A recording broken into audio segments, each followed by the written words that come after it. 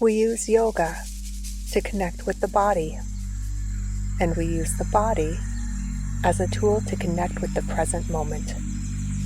Studying the sensations as they arise puts you here now.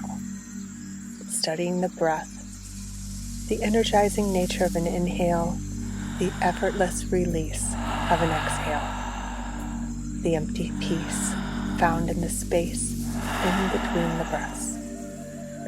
Listening with the body as sensations ebb and flow. Listening with the ears as the stimulations come and pass. These are simply tools, things that we can tune our focus toward to help release from the perpetual grip we have on this loop of noise that our brain creates.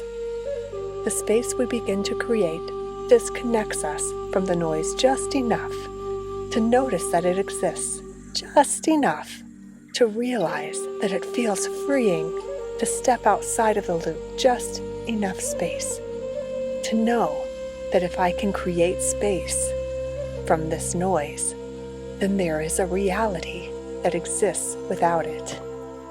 And I do this practice of connecting with my bodily sensations, of connecting with my breath, of training the mind to step outside of the noise and into the present moment, not because someone told me that it's good for me, but because I like how it feels to have a break from the perpetual noise.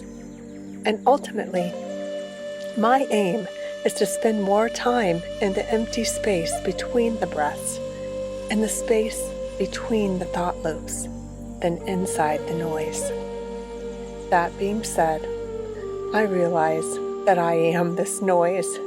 It doesn't exist without me, and it generally wants to tell me something that's pretty important.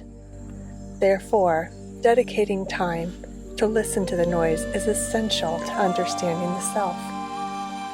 Depending on the nature of the noise, one may or may not need the help of another to wade in its depths. Please seek the assistance of a beloved friend or mentor, the trusted guidance of a counselor or religious figurehead. Reach outside of yourself if your efforts to understand keep you stuck. We all need outside perspective from a trusted source. We are all connected, much more than our independent nature may want to be.